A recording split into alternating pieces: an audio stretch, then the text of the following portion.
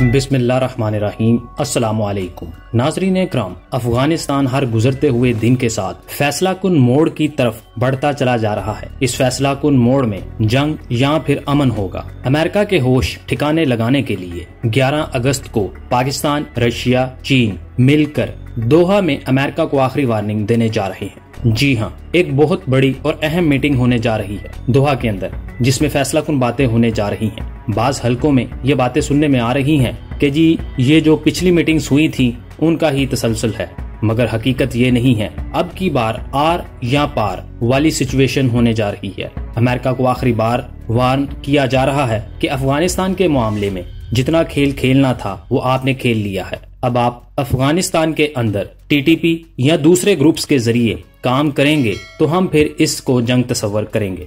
असल में चीन के जो इंजीनियर्स जो वहाँ मरे हैं, चीन इस वजह से शदीद गुस्से में है। अमेरिका का ये प्लान था कि किसी तरह चीन को भी अफगानिस्तान जंग में धकेला जाए, मगर चीन ने एक ऐसी चाल चली कि दुश्मन देखते ही रह गए। चीन ने अफगान तालिबान के साथ दोस्ती का हाथ बढ़ा दिया और कहा कि तुम हमारे साथ खड़े हो। अब अफगानिस्तान के अंदर जो अफगान सरजमीन है वो चीन के साथ भी मिलती है मुख्तलिफ मकामात पर से, और खास तौर पर सी पैक के जो एरियाज हैं वहाँ पर बहुत फायदा होने वाला है। और इसके साथ जमीन के अंदर जो मादनियात निकल रही हैं वहाँ से भी अफगान सरजमीन चीन से मिलती है। ये अल्लाह का बड़ा करम है।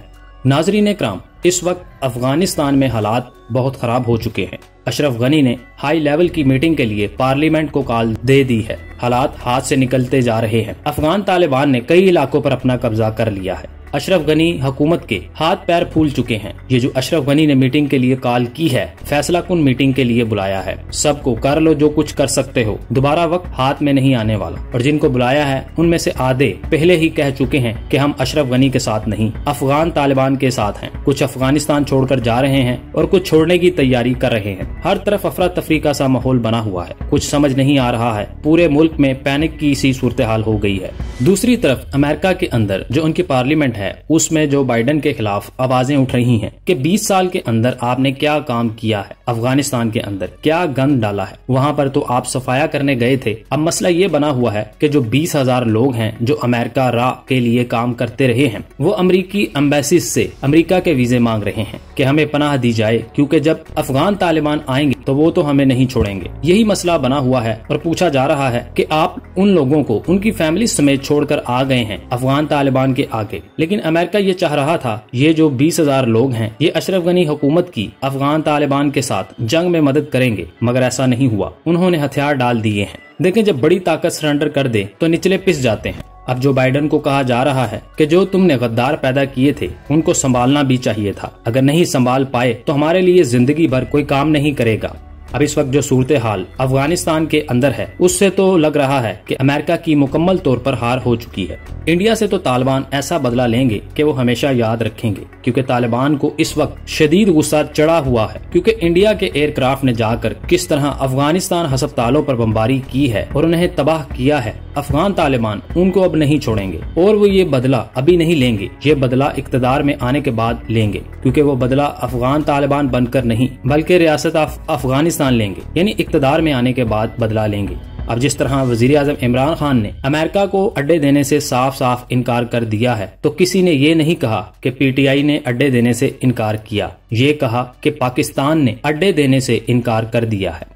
अब यही हाल दोहा मीटिंग में होने जा रहा है। चीन उनके सामने रखने जा रहा है असल बात कि आपने ये रेड लाइन क्रॉस की है और हमारे ये बंदे मारे हैं। अगर आप टीटीपी की हमायत जारी रखते हैं तो फिर हम अफगान तालिबान को असलहा भी फ्राहम करेंगे और जो कुछ उन्हें चाहिए होगा जंग के लिए वो तमाम साजो सामान भी फ्राहम करेंगे और उनकी हर तरह से मदद करेंगे ताकि वो आपकी प्रोक्सी मारें और हम उनको तस्लीम करेंगे। तुमसे जो होना है वो तुम करो।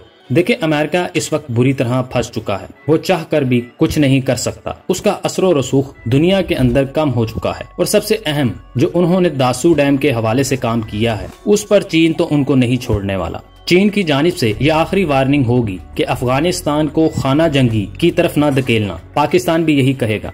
अफगान तालिबान ने अफगानिस्तान के अंदर काफी इलाकों पर अपना कब्जा कर लिया है, जिनमें अहम बिल्डिंग्स भी शामिल हैं। लिहाजा अमेरिका ने यहाँ पर खाना जंगी करनी है। उसके लिए चीन अमेरिका को वार्निंग देने जा रहा है।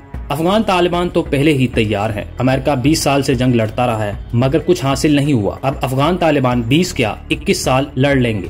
11 अगस्त को पाकिस्तान ने दोहा में चीन और रशिया के साथ मिलकर अमेरिका को 2 टोक जवाब देना है, जिस तरह कभी ये हमें 2 टोक जवाब दिया करते थे। उसके बाद देखना है अमेरिका क्या करता है।